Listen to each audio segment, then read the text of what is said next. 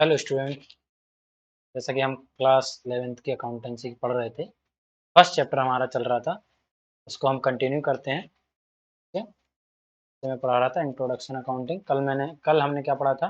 Meaning of accounting पढ़ लिया था, डेफिनेशन पढ़ ली थी, अकाउंटिंग क्या होती है, अकाउंटेंसी क्या होती है, अकाउंट क्या होता है, ये सब हमने कल पढ़ लिया था।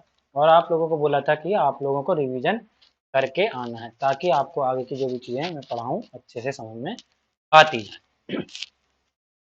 देखिए, फंक्शन ऑफ अकाउंटिंग ये भी हमने कल पढ़ लिया था। क्या क्या फंक्शंस होते हैं अकाउंटिंग के? सबसे पहले हम क्या करते हैं, ट्रांजैक्शन को आइडेंटिफाई करते हैं, फिर उसको मेजर करते हैं, फिर रिकॉर्ड करते हैं, फिर उनको क्लासिफाई किया जाता है। किस प्रकार से हमें क्लासिफाई करना होता है वो सब मैंने आपको पढ़ा दिया था। समराइजिंग एंड कम्युनिकेशन यहाँ तक हो गया था। अब हम पढ़ते हैं आज ऑब्जेक्टिव ऑफ अकाउंटिंग। अकाउंटिंग के ऑब्जेक्टिव क्या होते हैं?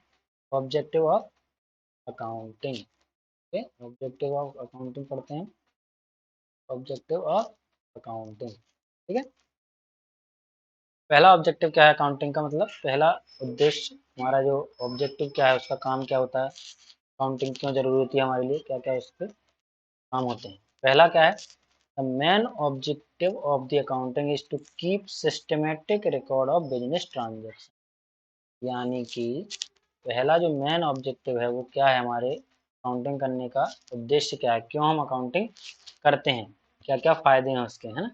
ऑब्जेक्टिव क्या है, फायदे अलग होते हैं ना। ऑब्जेक्टिव क्या है, क्यों हम अकाउंटिंग आखिर करते ही क्यों है अकाउंटिंग। पहला क्या है? The main objective of accounting is to keep systematic record of business transaction. जितने भी बिजनेस में ट्रांजेक्शन हमारे हो रहे हैं उनका हम क्या रख सकें, सिस्टमेटिक रिकॉर्ड रखें। सिस्टमेटिक रिकॉर्ड क्यों, मतलब सिस्टमेटिक रिकॉर्ड से क्या मतलब है? सिस्टमेटिक से मैंने क्या बताया था कल आपको, क्रोनोलॉजिकल ऑर्डर में रिकॉर्डिंग करनी होती है। क्रोनोलॉजिकल ऑर्डर मतलब डेट वाइज हम रिकॉर्डिंग करते हैं। जो भी ट्रांजेक्शन पहले हुआ है उसको पहले रिकॉर्ड करते हैं, जो भी बाद में हुआ है उनको बाद में रिकॉर्ड करते हैं। फिर उसके बाद उसको क्या करते हैं, पोस्टिंग कर देते हैं, यानी कि लेजर में ले जाते हैं। तो एक जैसे जिस जिस नेचर, अलग अलग नेचर के अकाउंट को एक साथ, जिस नेचर के नेचर वाइज उनको क्लास हम लेजर में ले जाते हैं। जिनका एक जैसा नेचर है उनको एक जगह रखते हैं, जिनका अलग नेचर है उनको अलग अकाउंट में बना देते हैं। स्पेशल हर एक के अपन अकाउंट बना देते हैं, ठीक है। तो मेन ऑब्जेक्टिव क्या होगा हमारा अकाउंटिंग का, is to keep systematic record of business transaction. जितने भी बिजनेस के ट्रांजेक्शन हो रहे हैं उनका क्या है, हमारे पास रिकॉर्ड रहे सिस्टमेटिकली। तब ताकि जब भी हमें कोई चीज़ को ढूंढने की जरूरत पड़े, किसी भी ट्रांजेक्शन को हमें ढूंढना हो तो हम आसानी से ढूंढ सकते। This is why all financial transaction are first recorded in journal and then posting in ledger। जैसा कि हम कल ही पढ़ चुके थे, फाइनेंशियल ट्रांजेक्शन जो बनते हैं सबसे पहले क्या बना जाता है, जर्नल में रिकॉर्डिंग की जाती है, फिर उसके बाद उनको पोस्टिंग किया जाता है, लेजर में ले जाया जाता है, उनके सेपरेट अकाउंट बनाए जाते हैं, ठीक है। चलिए देखें आगे, सेकंड पॉइंट क्या कर रहा है, accounting is helpful. Accounting is helpful in preventing and detecting the error and frauds. गलतियां और फ्रॉड को पकड़ने, अगर कोई एरर और फ्रॉड में क्या अंतर है? एरर मतलब ऐसी गलती जो हमसे अनजाने में हो गई है ना, धोखे से हो गई है, हमने जानबूझकर नहीं किया। और फ्रॉड क्या होता है? फ्रॉड मतलब ऐसी कोई हमने गलती, हेरा फेरी करी हुई है जो हमें पता है, हमने जानबूझकर किया है, ठीक है। Accounting is helpful in preventing and detecting the error and fraud. Fraud और एरर्स को ढूंढने में हमारी मदद करता है अकाउंटिंग, ठीक है। जब भी हम अकाउंटिंग कर रहे होते हैं तो क्या होता है, डबल एंट्री सिस्टम चल रहा है आजकल, है ना। पहले सिंगल एंट्री चलता था, अब डबल एंट्री सिस्टम चलता है। हर ट्रांजेक्शन क्या होते हैं, दो इफेक्ट जाते हैं जब हम अकाउंटिंग करते हैं। तो जब बैलेंस मैच नहीं करता तो हमने जो गलतियां की होंगी वो हमको पता चल जाती हैं कि कहीं ना कहीं हमने गलती की है, ठीक है। और फ्रॉड को पकड़ने में हेल्प करता है, वो कैसे करता है वो हम कभी बताऊंगा आपको आगे कभी, ठीक है। ये इतना इम्पोर्टेंट नहीं है अभी फिलहाल, आगे जब आएगा तो उसको मैं समझाऊंगा। थर्ड पॉइंट क्या बोल रहा है, accounting play important role in calculating profit and loss during the particular period by preparing trading account and profit and loss account, ठीक है। अकाउंटिंग क्या करता है, play an important role play करता है इन कैलकुलेटिंग प्रॉफिट और loss को calculate करने में ईयर एंड पर ड्यूरिंग द पर्टिकुलर पीरियड और बाय प्रिपेयरिंग, जिस पीरियड का हमने ट्रेडिंग या ट्रेडिंग अकाउंट बनाया है, प्रॉफिट एंड लॉस अकाउंट बनाया है, तब उस पीरियड का हमें पता चल जाएगा उस पीरियड में हमने प्रॉफिट कमाया या फिर लॉस कमाया, है ना। ये जानना हमें क्या जरूरी है कि हमने प्रॉफिट कमाया या लॉस कमाया, ताकि हम बिजनेस को ये समझ पाएँ कि हमें बिजनेस को आगे कंटिन्यू करना है या नहीं करना है। अगर प्रॉफिट ही नहीं हो रहा है, उससे हमें लॉस कमा रहे हैं हम, तो हमें ऐसे बिजनेस को रन करने से क्या फ़ायदा, हमें कोई प्रॉफिट नहीं होगा। ठीक है, तो हमें क्या करना है, पहले देखना है कि हमें प्रॉफिट हो रहा है या लॉस हो रहा है। ठीक है, चलिए आगे देखते हैं। Accounting is helpful in ascertaining ascertaining the financial position of the business. Business की फाइनेंशियल पोजीशन को निकालने में हमारी मदद करती है। फाइनेंशियल पोजीशन कैसे निकालते हैं, जब हम बैलेंस शीट बनाते हैं तब उसमें क्या लिखते हैं, जितनी भी हमारे पास एसेट्स हैं, लायबिलिटी हैं, उन सबको हम उसमें लिखते हैं बैलेंस शीट में, ताकि हमें पता चलता है हमारी फाइनेंशियल पोजीशन क्या है, हमारे पास एसेट्स कितने हैं, हमारे पास लायबिलिटी कितनी है। ठीक है, अब एसेट्स क्या होता है, लायबिलिटी क्या होता है, ये अभी आपको समझ में नहीं आ रहा होगा, है ना। मैं अभी बताता हूँ, जस्ट ये पॉइंट और खत्म कर दूँ लास्ट वाला, फिर मैं आपको कुछ की टर्म्स होते हैं फाइन अकाउंटिंग में, वो टर्म्स को पढ़ाऊंगा, ताकि आपको समझ में आ सके कि अकाउंट होता है बैलेंस, ये हमारा जो एसेट्स क्या होता है, लायबिलिटी क्या होता है ना। और भी कई सारे एसेट्स क्या होते हैं, एसेट्स कितने प्रकार के होते हैं, करंट एसेट, फिक्स एसेट, वो सारी चीज़ें मैं अभी आपको पढ़ाने वाला हूँ। ठीक है, ताकि आपको समझ में आ सके कि आप हम किस बारे में आखिर बात कर रहे होते हैं। नेक्स्ट पॉइंट क्या है, accounting provide useful information to its user. जो भी इसके यूजर्स होते हैं उनको इंफॉर्मेशन प्रोवाइड करती है ना। अकाउंटिंग जो हम बनाते हैं, पहले हमने बनाई, फिर रिकॉर्ड किया, ट्रांजेक्शन को समराइज़ किया, उसके बाद जो इन्फॉर्मेशन होती है वो उसके यूजर्स तक पहुंचाई जाती है। यूजर्स कौन कौन होते हैं, मैंने आपको बताया था, जैसे कि ओनर्स हो गए, है ना, शेयर होल्डर कोई है किसी कंपनी के, तो उसके क्या हो गए, ओनर हो गए, मैनेजर हो गए, क्रेडिटर हो गए, डेटर हो गए, इन सबको हम इन्फॉर्मेशन पहुंचा देते हैं। ठीक है, क्रेडिटर क्या, डेटर क्या, ये सब अभी मैं आपको जस्ट अब यही पढ़ाने वाला हूँ, ताकि आपको समझ में आए कि टर्म क्या होते हैं, टर्म पढ़ना, ताकि हमको समझ में आए कि प्रॉपर क्या चीज़ है। ये देखो, बेसिक टर्म्स इन अकाउंटिंग, है ना, ये हेडिंग डली हुई है, basic terms in accounting. Accounting के जो बेसिक टर्म है वो क्या है, कल मैंने आपको पढ़ाया था। इससे पहले मैं आपको एक चीज़ और बता देता हूँ, इकोनॉमिक इवेंट ना, मैंने बता दिया था हालांकि आपको, फिर भी है ना, अभी मैंने इसको और ऐड कर दिया है नोट्स में, तो समझा देता हूँ एक बार और। इकोनॉमिक इवेंट क्या होता है, it is a consequence of company has to undergo when the number of monetary transaction is involved। ऐसे ट्रांजेक्शन इसमें क्या हो, मॉनेटरी ट्रांजेक्शन इन्वॉल्व हो, ऐसे कोई भी ट्रांजेक्शन जो क्या हो मॉनेटरी टर्म में, जिसको हम माप सकें। सच अब परचेजिंग, जैसे एग्जांपल दिया इन्होंने, purchase as a new machinery, कोई हमने नई मशीन परचेज करी। ठीक है, ट्रांसपोर्ट, ट्रांसपोर्टेशन का कोई चार्ज लगा हमसे, मशीन इंस्टॉल की है ना, उसके चार्ज लगे इंस्टॉल करवाना, यानी कि उसको स्थापित करवाना किसी जगह पर, इनको फिट कराना।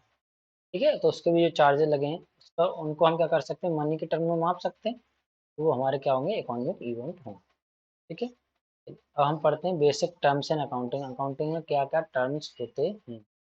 पहला क्या है, एंटिटी ना। एंटिटी क्या होता है, देखिए, entity means a reality that has a definite individual existence.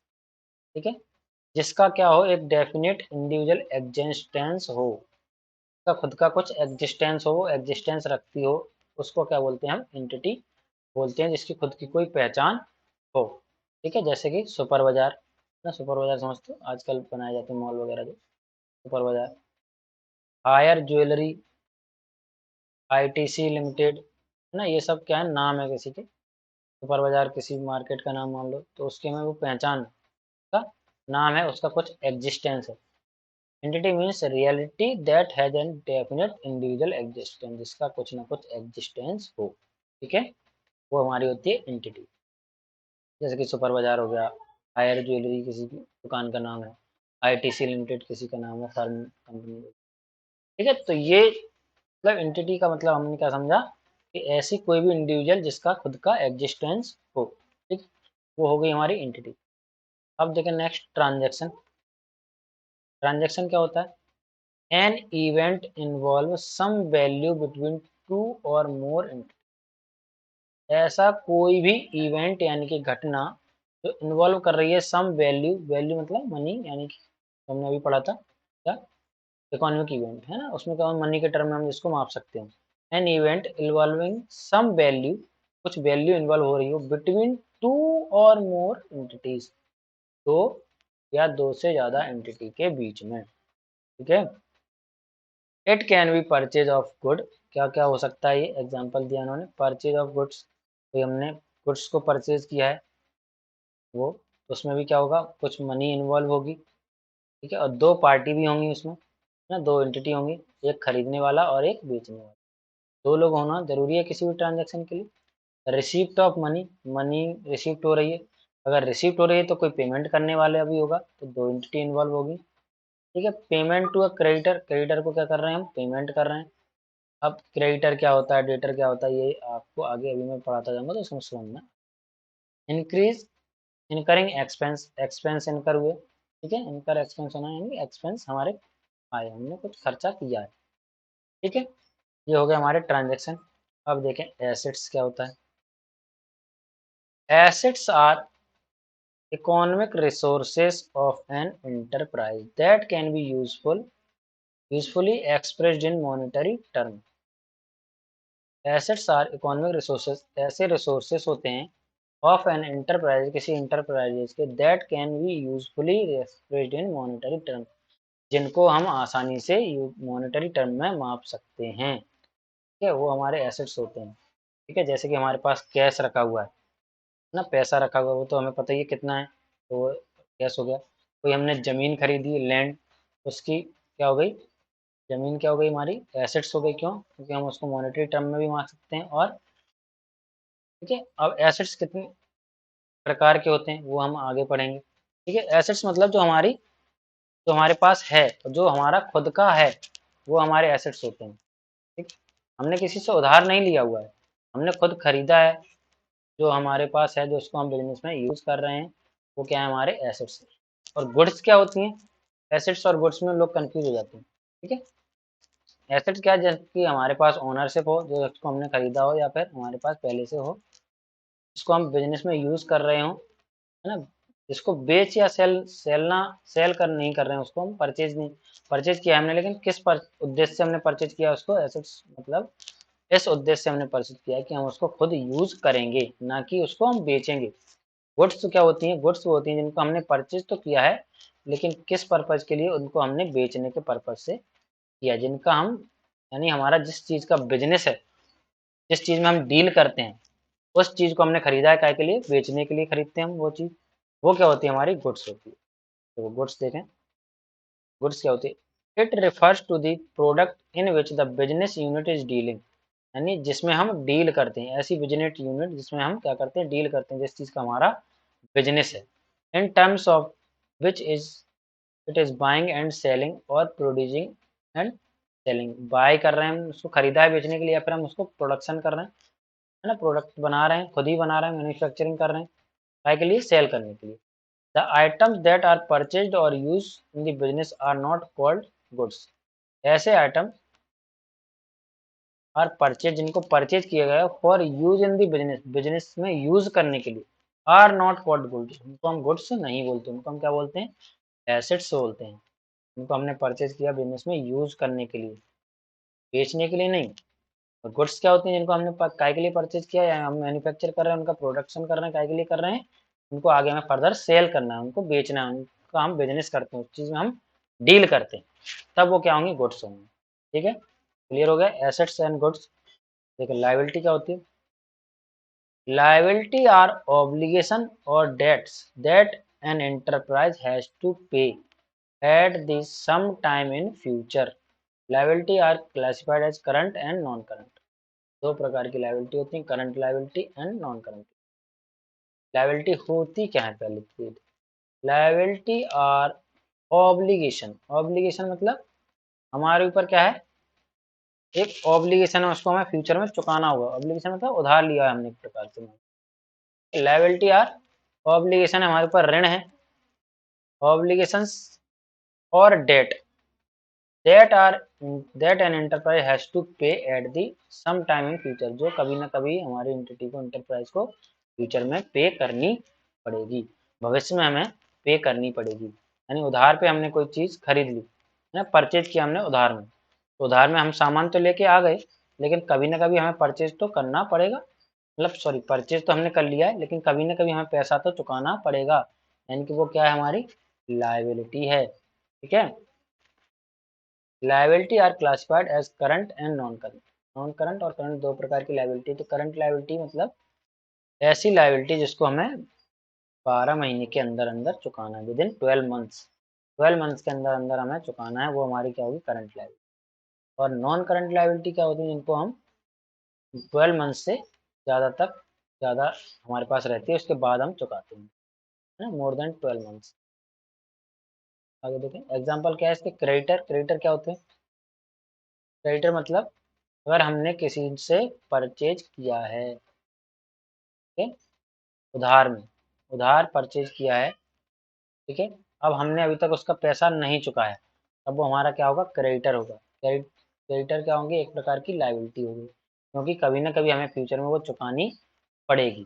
ठीक है, कभी ना कभी क्या होगा, फ्यूचर में वो हमें चुकानी तो पड़ेगी। अभी हम सामान लेके आ गए, पैसा अभी हमने नहीं दिया ना, बिजनेस जब करते हैं तो उधार बेचना और खरीदना चलता रहता है।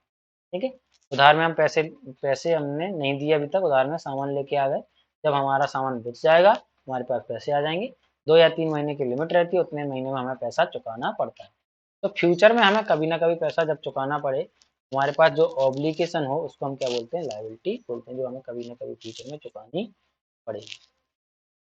ओवरड्राफ्ट क्या हुआ, ओवरड्राफ्ट यानी हमने बैंक से ओवरड्राफ्ट निकाले, यानी जितना बैंक अकाउंट में हमारे पैसा जमा नहीं है, लेकिन हमने उससे ज़्यादा पैसा निकाल, जितना हमारे अकाउंट में जमा था, मान लो 10,000 रुपये हमारे अकाउंट में जमा था, करंट अकाउंट में ओवरड्राफ्ट की फैसिलिटी मिलती है।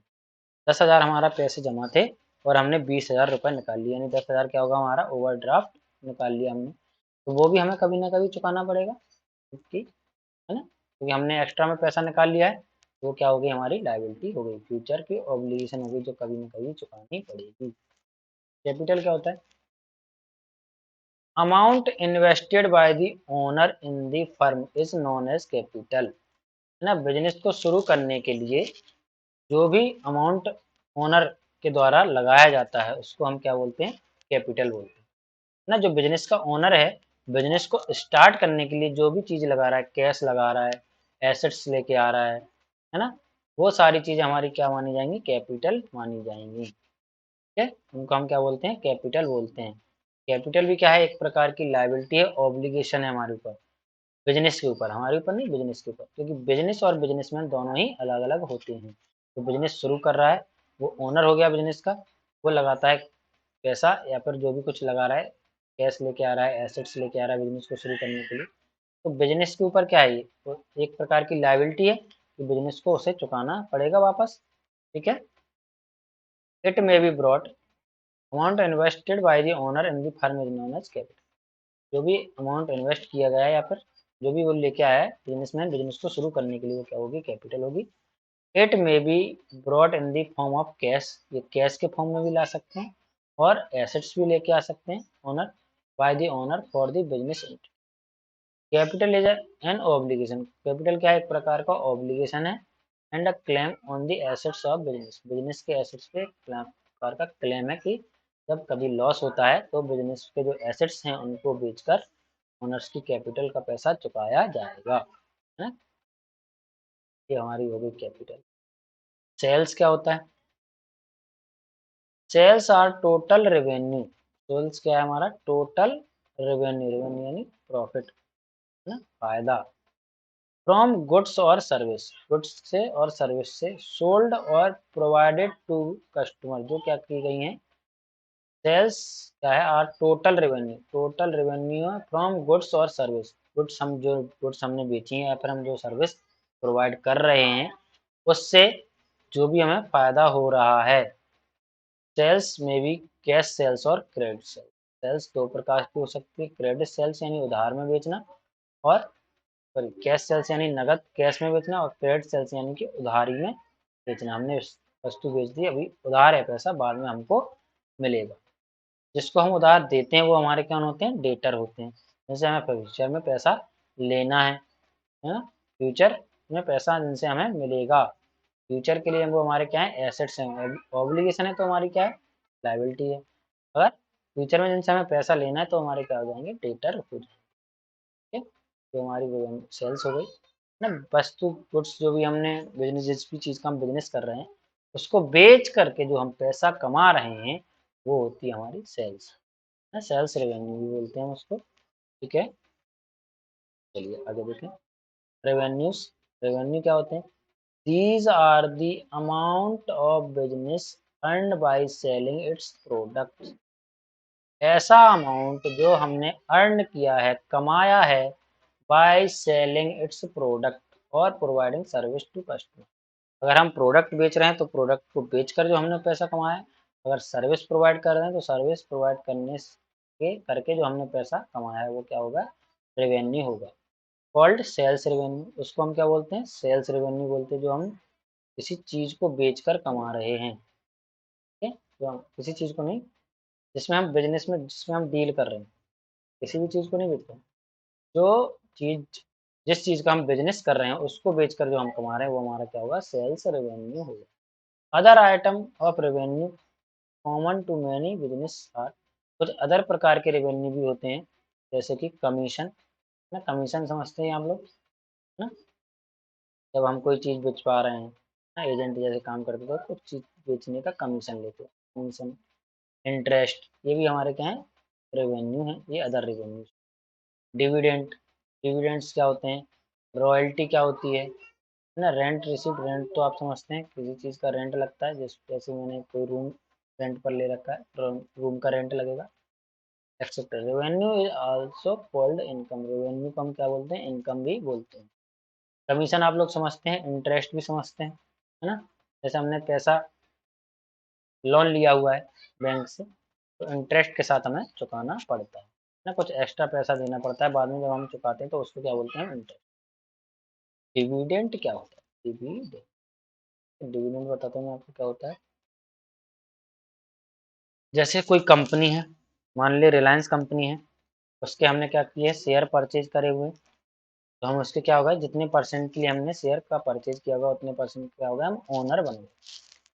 अगर प्रॉफिट कमाती है कंपनी अच्छा खासा, तब हमें क्या मिलेगा, प्रॉफिट का कुछ हिस्सा मिलता है ना, हमें कुछ प्रॉफिट दिया जाता है, उसको क्या बोलते हैं, डिविडेंड बोलते हैं, डिविडेंड बांटा जाता है, उसको हम बोलते हैं डिविडेंड। ठीक है, हम पैसा लगा रहे हैं किसी के बिजनेस में, हमें कुछ ना कुछ तो फायदा मिलेगा ना, कुछ ना कुछ तो रिटर्न मिलेगा, तो जो हम शेयर परचेज करते हैं उसके बदले में जो हमें रिटर्न मिलता है, अगर प्रॉफिट, डिविडेंड कब मिलेगा, जब प्रॉफिट होगा तो, कंपनी जब प्रॉफिट कमाएगी तभी डिविडेंड मिलेगा, अगर प्रॉफिट नहीं कमा रही है तो डिविडेंड नहीं मिलेगा। ठीक है, प्रॉफिट का एक हिस्सा होता है डिविडेंड, अगर प्रॉफिट कमाया है तो ही मिलेगा डिविडेंड, अन्यथा नहीं मिलेगा। रॉयल्टीज क्या होती है, ठीक है ना, किसी का कोई ब्रांड है, उसका फ्रेंचाइजी, जैसे आप समझते हो फ्रेंचाइजी होती है, तो फ्रेंचाइजी मान लो, जैसे किसी का बिजनेस फेमस हो गया, उसी के नाम, बिजनेस का नाम हम यूज़ कर रहे हैं, उसी के नाम का बिजनेस हम, उसी नाम का बिजनेस हम खोल रहे हैं, तो उसकी हमें क्या लेनी पड़ती है, फ्रेंचाइजी लेनी पड़ती है। इसी प्रकार से रॉयल्टी भी होती है। ठीक है, तो आगे देखते हैं। एक्सपेंसेस क्या होते हैं ना, रॉयल्टी क्या होती है, पैसा जिसमें हमें पैसा मिलता है, रॉयल्टीज का भी हमें पैसा मिलता है। ठीक है, हमारा नाम यूज़ कर रहा है, रॉयल्टी। एक्सपेंसेस, एक्सपेंसेस क्या होते हैं, cost incurred by a business in the process of earning revenue are known as expenses. Cost incurred, जो हमने खर्चा किया है, कॉस्ट इनकर्ड की है, by a business in the process of earning revenue, revenue कमाने के लिए जो हमने खर्चा किया है, रेवेन्यू कब होगा, जब हम कुछ ना कुछ पहले लगाएंगे, खर्च करेंगे, तभी तो हम प्रॉफिट कमा पाएंगे। तो जो हमने रेवेन्यू कमाने के लिए जो खर्चा किया है वो हमारे क्या होता है, एक्सपेंस ना। जैसे कि रेंट, अगर मैं कोचिंग खोलता हूँ मान लो, एक ऑनलाइन नहीं, फिजिकली ना, जहाँ पे बच्चे आएँ और वहाँ पे बैठ के पढ़ें, तो मुझे क्या पड़ेगी, एक रूम की ज़रूरत पड़ेगी।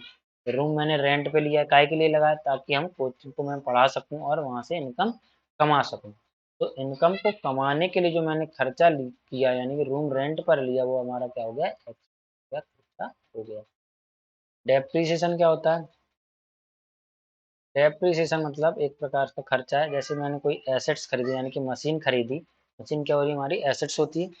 मशीन हमने खरीदी, एसेट्स खरीदे, उसको हम यूज कर रहे हैं हर साल, उसकी वैल्यू क्या होगी, धीरे धीरे कम होती जाती है ना। कोई भी मशीन हुई, लैंड हुई, है ना, मकान हुआ, मकान की तो बढ़ जाती है, लैंड की वजह से, क्योंकि लैंड की जमीन, लैंड होती है, जमीन होती है, उसकी कीमत बढ़ती जाती है। मशीन हुई ना, लैपटॉप हुआ, कंप्यूटर हुआ, ये सब क्या है, हमारे एसेट्स जिनको हम बिजनेस में यूज करते हैं। ठीक। अब जब हमने उसको खरीदा तो हर साल उसकी वैल्यू धीरे धीरे क्या होती जाती है, कम हो जाती है। कोई हमने मशीन खरीदी, उसका हम प्रोडक्शन, कोई चीज़ का हम प्रोडक्शन कर रहे हैं जिसको हम बेचते हैं। वरना मैं टूथपेस्ट बनाता हूँ, तो टूथपेस्ट बनाने के लिए मैंने क्या खरीदी है, टूथपेस्ट, पेस्ट बनाने के लिए वो जो उसका रैपर होता है, इसके अंदर टूथपेस्ट होता है, वो बनाने के लिए हमने क्या खरीदी, एक मशीन खरीदी है। तो उसका हम यूज़ कर रहे हैं प्रोडक्शन में मशीन का। मशीन की वैल्यू धीरे धीरे तो क्या होती जाती है, कम होती जाती है, तो उसको क्या बोलते हैं, हम डेप्रिसिएशन बोलते हैं। ठीक है। वेजेस क्या होते हैं? वेजेस मतलब जो हम एम्प्लॉयज़ को, जो एम्प्लॉय काम कर रहे होते हैं उनको हम जो पैसा देते हैं वो क्या होता है, वेजेस होता है। ठीक है। सैलरी, इसी प्रकार से सैलरी होती है। इंटरेस्ट आप समझते हैं, cost of heater, light and water. Heater में कॉस्ट, गर्म करने, कोई चीज़ गर्म करने के लिए हमने हीटर लगाया हुआ है तो उसकी कॉस्ट। लाइट एंड वाटर, है ना, बिजली और पानी का खर्चा, टेलीफोन बिल, ये सब क्या हुआ, हमारे खर्चे हुए। ये सब खर्चे हम क्यों करते हैं, ताकि हम कुछ ना कुछ प्रॉफिट कमा सके, हमारा बिजनेस चल सके ना। जो भी चीज़ का हम बिजनेस कर रहे हैं उसमें प्रॉफिट कमाने के लिए हम जो खर्चा करते हैं। Expenses and expenditure. एक्सपेंस और एक्सपेंडिचर में क्या अंतर है? एक्सपेंडिचर क्या होता है? स्पेंडिंग, एक्सपेंडिचर देखिए, स्पेंडिंग मनी और incurring a liability for some benefit. ऐसा कोई खर्चा जिससे हमें फ्यूचर में फायदा हो, फायदे के लिए हम कर रहे हैं, तो क्या होगा, हमारा एक्सपेंडिचर होगा। सर्विसेज और property received is called expenditure. जैसे कि कोई मशीन हमारी चल रही थी, चलते चलते क्या हो गई, खराब हो गई। ठीक है, अब उसमें बहुत बड़ा, उसका एक पूरा पार्ट खराब हो गया बड़ा सा ना, वो अब उसमें जो हम खर्चा करेंगे उसको सरवाएंगे तो उसकी मशीन की क्या हो जाएगी, प्रोडक्शन क्षमता बढ़ जाएगी, है ना। जो एसेट्स की वैल्यू को या प्रोडक्शन को, उसकी क्वालिटी को बढ़ा दे, है ना, उससे अच्छा प्रोडक्शन होने लगे जितना हो रहा था, उसकी वैल्यू बढ़ाए, तो उसको हम क्या बोलेंगे, एक्सपेंडिचर बोलेंगे। बड़ा बड़ा ना, नॉर्मल खर्चे, छोटे मोटे खर्चे होते हैं वो आते हैं एक्सपेंस में, जो बड़े बड़े खर्चे होते हैं उनको हम क्या बोलते हैं, एक्सपेंडिचर बोलते हैं। जो एक साल से ज़्यादा उनका हमें बेनिफिट मिलता है, और जिनका एक साल में ही बेनिफिट, एक साल के अंदर अंदर बेनिफिट मिल जाता है, वो हमारे होते हैं खर्चे। वो खर्चे जिनका बेनिफिट हमें एक साल के अंदर ही मिल जाए, वो हो जाते हैं एक्सपेंडिचर। और एक्सपेंडिचर होते हैं वो बड़े खर्चे होते हैं जिनका बेनिफिट हमें तो एक साल से ज़्यादा साल तक मिलता है, 2 या 3 साल तक उनका बेनिफिट हमें मिलता है, ऐसे खर्चे, उनको हम बोलते हैं एक्सपेंडिचर। प्रॉफिट क्या होता है? The excess of revenue of period over its related expenses during an accounting year is profit. Profit increases the investment of the owner.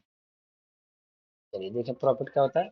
The excess of revenue, revenue का जो एक्सेस अमाउंट है, जो बच रहा है एक्स्ट्रा में, of a period over it's related expense, expense जितना हमने खर्चा किया है उसके अपेक्षा में जितना हमें रेवेन्यू हुआ है ना, एक्सेस ऑफ रेवेन्यू, रेवेन्यू ज़्यादा हुआ है और खर्चा कम हुआ है, तब जो अमाउंट उनका बीच का डिफरेंस होगा वो क्या होगा, प्रॉफिट होगा। जो हमने खर्चा किया मान लो 10,000 है, और रेवेन्यू हुआ है 50,000, तो 50,000 में से 10,000 का खर्चा घटा दिया तो हमने क्या कमाया, टोटल प्रॉफिट 40,000 का प्रॉफिट कमाया। जितना हमने खर्चा किया और जितना हमने रेवेन्यू कमाया उनके बीच का जो डिफरेंस होता है उसको हम क्या बोलते हैं, प्रॉफिट बोलते हैं। क्या, वो हमारा हो गया प्रॉफिट। गेन क्या होता है? A profit that arise from event or transaction which are incidental to business, जो क्या है, incidental to business है, such as sale of fixed asset। Profit क्या होता है, प्रॉफिट को हम ऐसी तो रेवेन्यू हम किससे कमाते हैं? एक्सेस ऑफ रेवेन्यू, यानी जितना हमने खर्चा किया उसके बदले में जो रेवेन्यू हुआ है, एक्स्ट्रा रेवेन्यू, खर्चे को हटाने के बाद वो बचता है, उसको हम बोलते हैं प्रॉफिट। यानी प्रॉफिट होता क्यों है? जो चीज़, जिस चीज़ में हम डील कर रहे हो, जिस चीज़ का हमारा बिजनेस हो, उसको बेचकर जो हम कमाते हैं और खर्चा हटा देते हैं, उसको हम बोलते हैं प्रॉफिट। लेकिन गेन क्या होता है? A profit that arise from event और transaction which are incidental to business, business से रिलेटेड हैं, उन चीज का हम बिजनेस नहीं करते पर बिजनेस से वो रिलेटेड है, उस चीज में हम डील नहीं करते। जैसे हमारा फर्नीचर का बिजनेस है, ठीक है, तो फर्नीचर को बेच के जो हम कमाएंगे वो क्या होगा? हमारा रेवेन्यू होगा।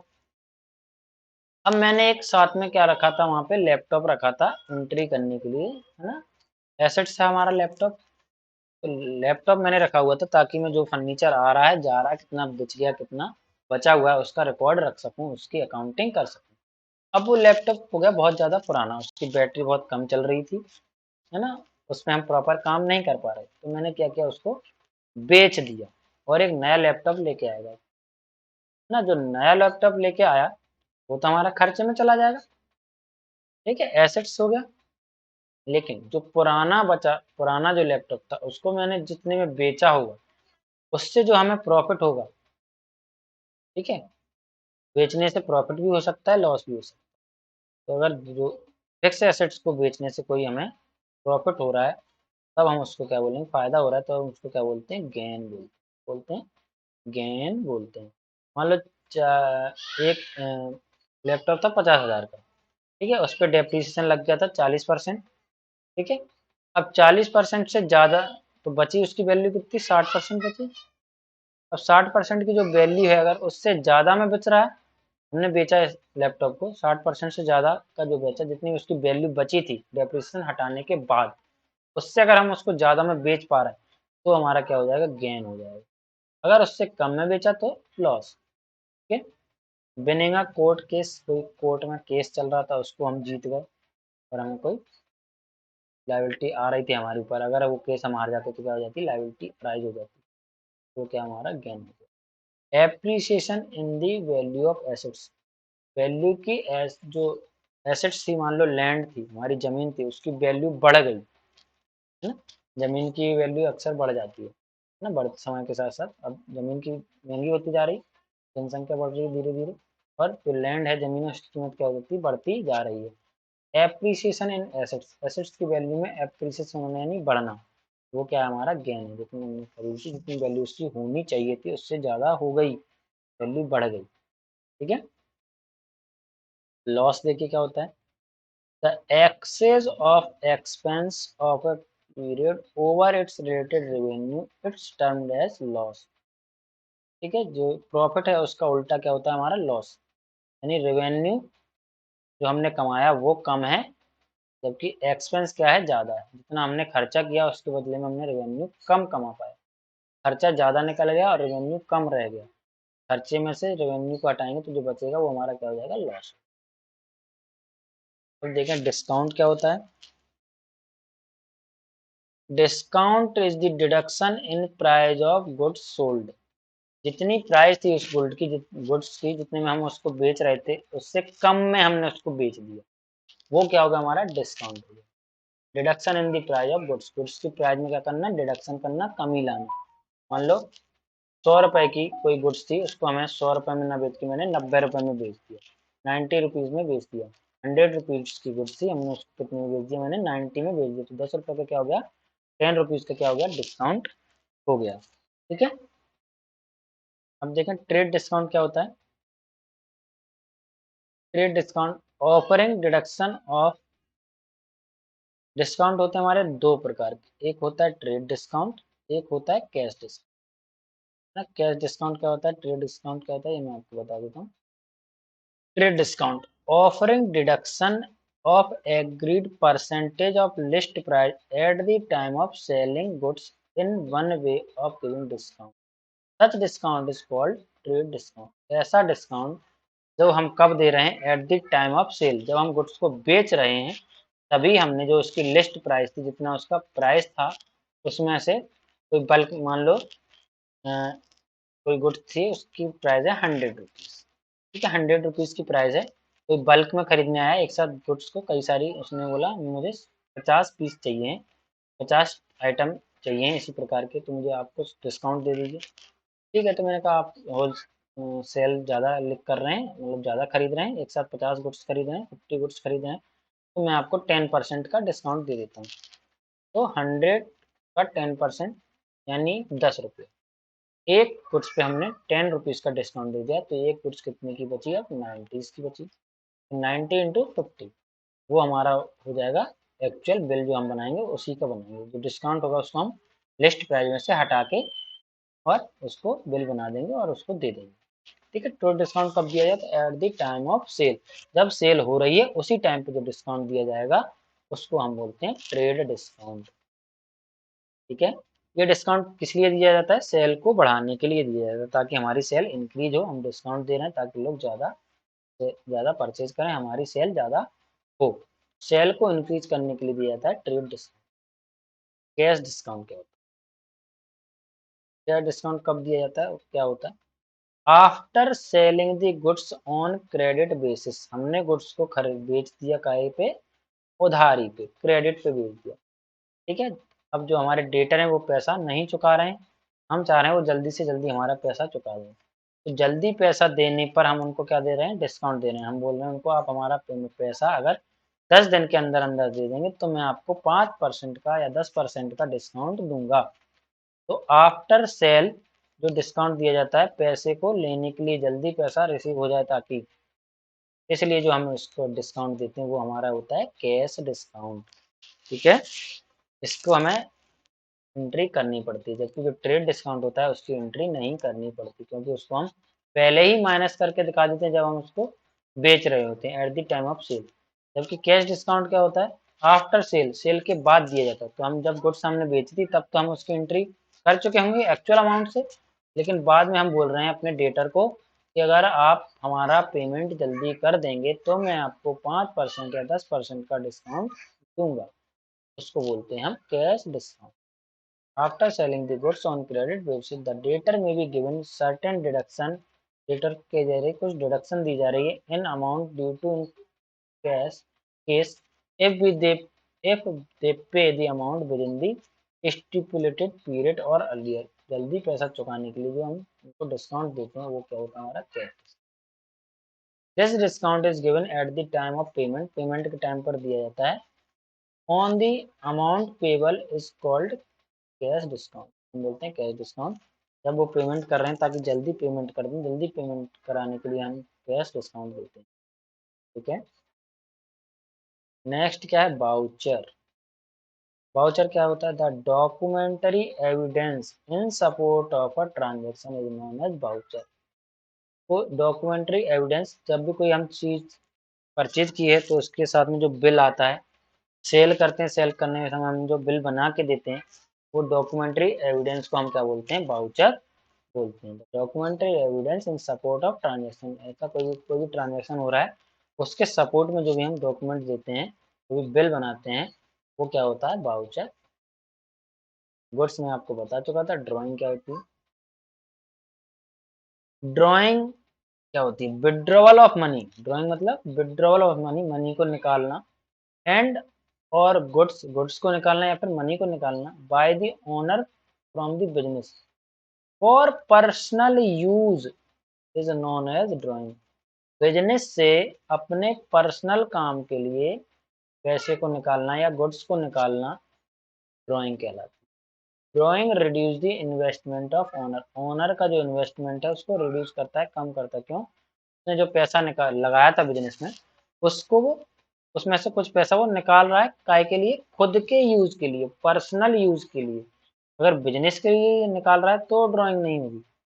अगर वो खुद के यूज के लिए, पर्सनल यूज के लिए निकाल रहा है, तब हम उसको क्या बोलते हैं? ड्राइंग बोलते हैं। और ड्राइंग क्या करती है? जो ओनर की इन्वेस्टमेंट है उसको रिड्यूस करती है, यानी उसमें कमी लाती है, कैपिटल में कमी होती है। ठीक है, अब देखें परचेज क्या होती है।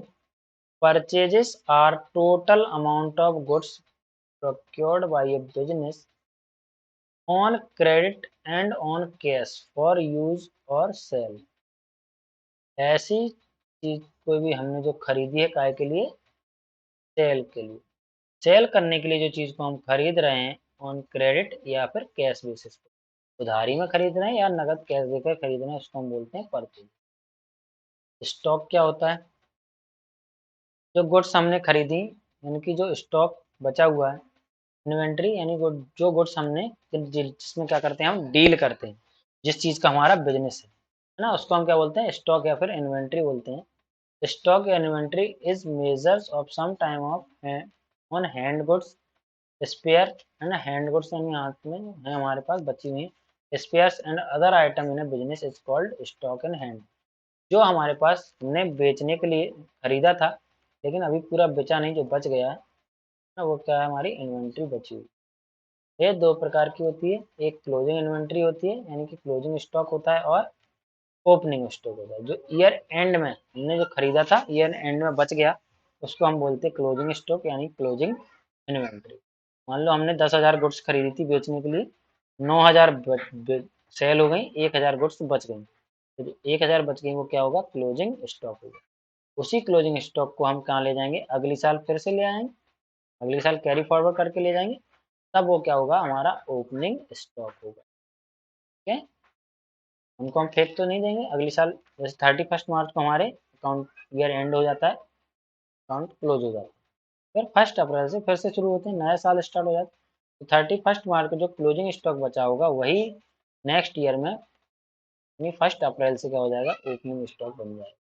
ठीक है, डेटर्स और क्रेडिटर मैं आपको बता चुका हूँ।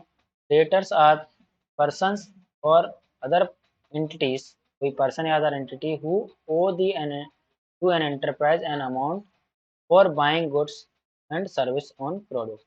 यानी हमने किसी को कोई गुड्स बेची है उधार में या फिर उसको सर्विस दी है, उसका पैसा अभी तक नहीं मिला है, तो वो हमारे क्या हो जाएंगे? डेटर बन जाएंगे, हमें पैसा लेना है।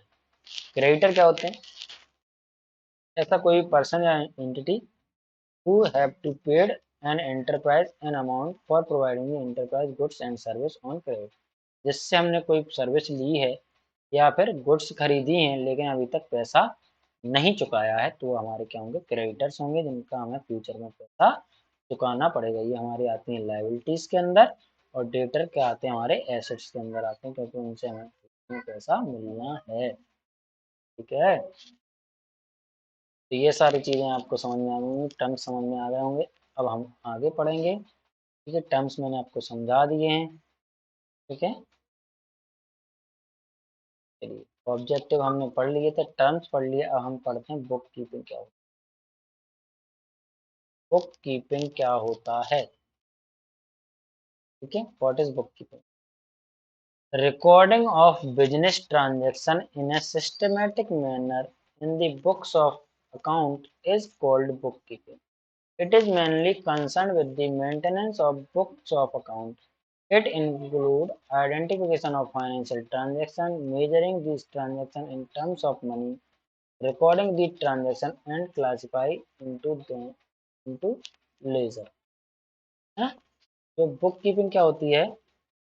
एक recording of business transaction, business के ट्रांजैक्शन को रिकॉर्ड करने की जो ना, बिजनेस के ट्रांजैक्शन को कर रहे हैं, रिकॉर्ड कर रहे हैं in a systematic manner in the books of account is called bookkeeping. आप बोलेंगे इसको तो हम अकाउंटिंग बोलते हैं।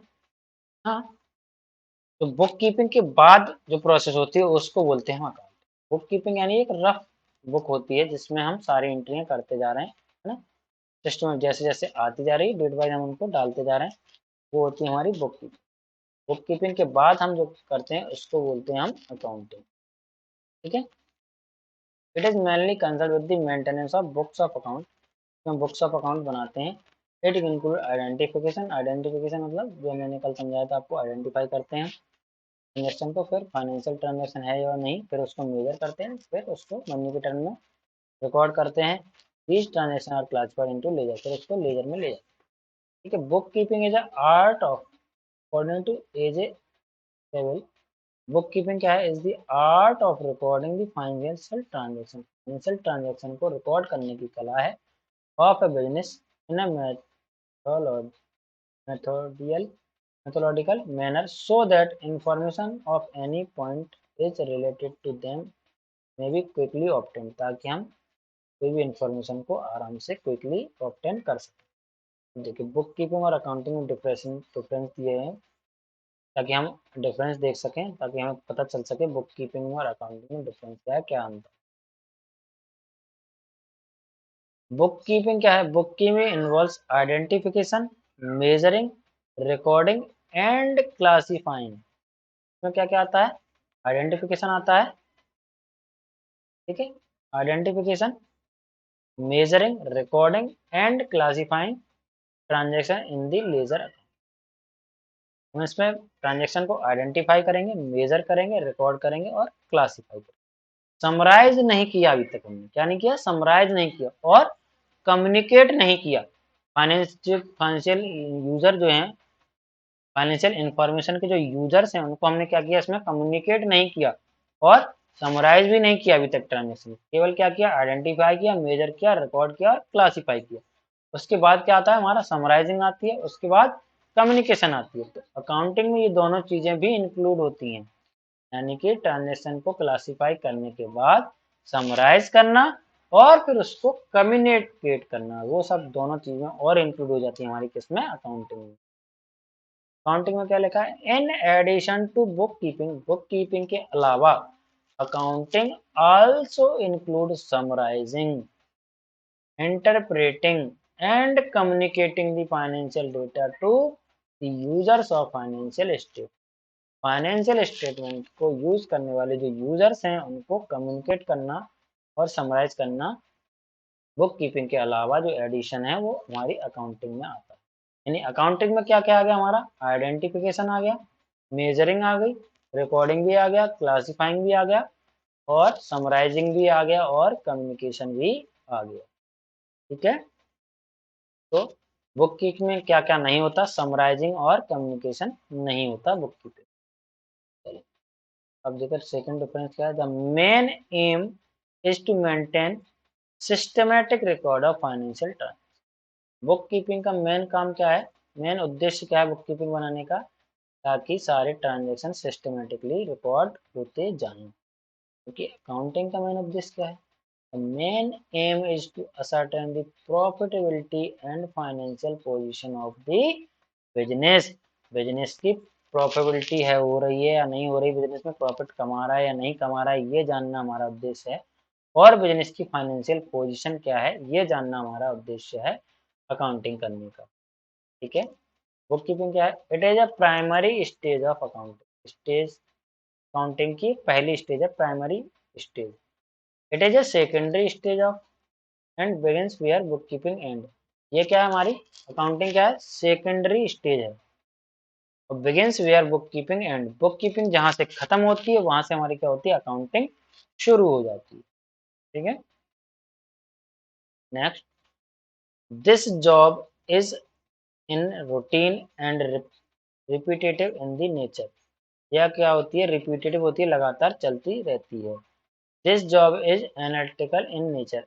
रिपीटेटिव इन नेचर होती है, ये क्या होती है? एनालिटिकल इन नेचर, यानी इसमें हम क्या करते हैं? एनालिसिस भी करते हैं, एनालाइज करते हैं कि बिजनेस ने प्रॉफिट कमाया या लॉस कमाया, बिजनेस की पोजीशन क्या है, ठीक है, एसेट्स कितने हैं, लायबिलिटी कितनी है। नेक्स्ट क्या है? Book keeping does not require special skills, it is perform bye junior staff. इसमें हमें कोई स्पेशल स्किल्स की ज़रूरत नहीं होती बुक कीपिंग करने के लिए, ये जूनियर स्टाफ के द्वारा भी की जा सकती है। जबकि accounting, it is required specialised skill to analyse, so it is perform by senior staff. इसको करने के लिए हमें थोड़ी स्किल की ज़रूरत होती है और इसको सीनियर स्टाफ परफॉर्म करते हैं। ये हमारे डिफरेंस हो गए। अब आपको समझ में आ गया होगा अच्छे से कि अकाउंटिंग और बुक कीपिंग में क्या डिफरेंस है। ठीक है, यूजर्स ऑफ फाइनेंशियल स्टेटमेंट के कौन कौन से यूजर्स होते हैं? बार बार हम बोल रहे हैं कि इंफॉर्मेशन को फाइनेंशियल यूजर्स को भेजते हैं, फाइनेंशियल यूजर्स को इंफॉर्मेशन देते हैं। तो फाइनेंशियल यूजर कौन कौन से होते हैं? पहला क्या है हमारा? Internal users. दूसरा है एक्सटर्नल यूजर।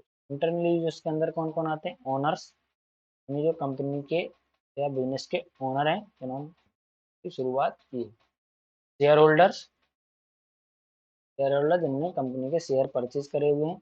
इन्वेस्टर जिन्होंने कंपनी में कुछ ना कुछ इन्वेस्ट किया है, एम्प्लॉयज़ जो कंपनी में काम कर रहे हैं, मैनेजमेंट जो मैनेजमेंट संभालते हैं कंपनी के अंदर कंपनी में।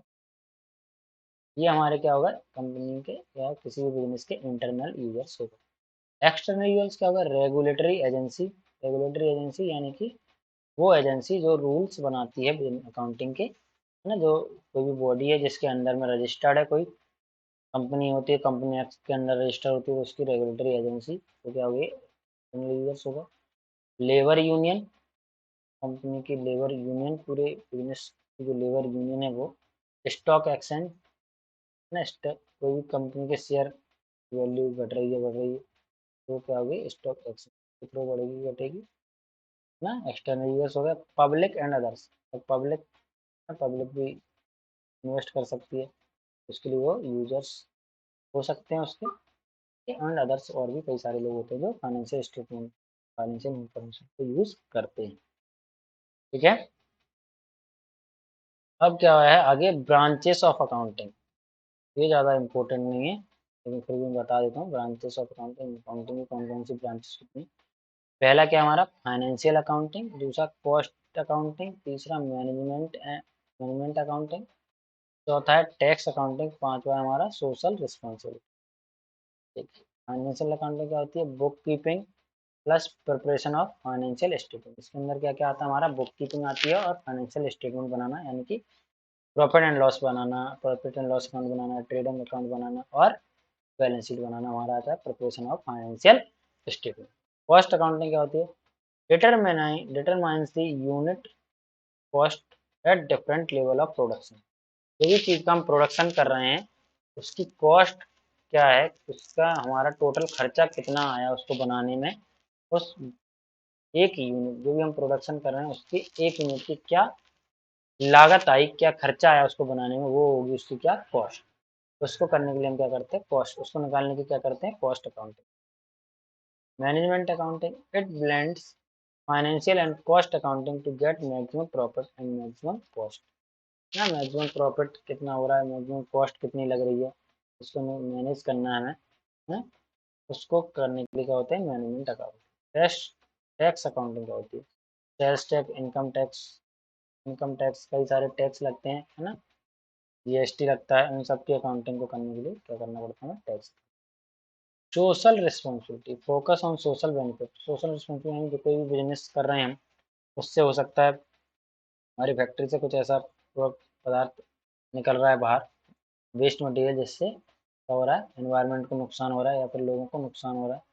तो बस वो किसकी रिस्पॉन्सिबिलिटी, हमारी रिस्पॉन्सिबिलिटी, उसके बदले में हमें कुछ ना कुछ करना पड़ेगा, है ना। सोशल बेनिफिट्स उनको ध्यान में रखना है कि अगर उससे किसी को नुकसान हो रहा है तो उसके लिए हम ऐसा चीज़ों को हम ना बनाएं, है ना, जिस ऐसी चीज़ों का प्रोडक्शन करें जिससे प्रॉपर्टी को क्या हो सोशल जो है तो सभी लोगों को क्या हो बेनिफिट हो, समाज के भलाई के लिए थोड़ा बहुत काम भी करना चाहिए। ठीक है। अब देखें qualitative characteristics of accounting. Qualitative characteristics of accounting क्या होते हैं तो यहाँ से हम पढ़ लेंगे कल। क्वालिटेटिव कैरेक्टरिस्टिक्स ऑफ अकाउंटिंग, फिर system of recording, single entry and double entry, advantage of double entry system क्या है, फिर डिसएडवांटेज क्या है, फिर अकाउंटिंग साइकिल और accounting as a source of information. अभी बचा हुआ है काफ़ी सारा, कल थोड़ा सा शायद लेक्चर बड़ा कर लेंगे तो फिर ये हमारा चैप्टर हो जाएगा ख़त्म। अगर थोड़ा सा ज़्यादा ले लिया हमने लेक्चर, 1 घंटे का कर दिया तो लेक्चर ख़त्म हो जाएगा। उसके बाद ये जो क्वेश्चन देख रहे हैं आप, है ना, एनसीईआरटी के क्वेश्चन है कुछ, इसमें और कुछ एक्स्ट्रा क्वेश्चन भी हो सकते हैं, इसमें कुछ एक्स्ट्रा क्वेश्चन है और एनसीईआरटी भी मैंने कवर करी हुई है। इनको आप लोग पढ़ लेंगे। नोट्स आपको चाहिए हैं तो आप व्हाट्सएप पे जो नंबर मेरा स्क्रीन पे दिख रहा है उस पर व्हाट्सएप पे मैसेज कर दें तो मैं आपको भेज दूंगा, आप लोग ये खुद पढ़ लेना। ठीक है। और कुछ इसमें से ऐसे क्वेश्चंस हैं जो आप मैं समझाऊंगा जो इम्पोर्टेंट है, जो आपको समझ में नहीं आए, हो सकता है शायद ना समझ में आए, तो उन चीज़ों को मैं एक्सप्लेन करूँगा। ठीक है। चलिए, बाय बाय, थैंक यू।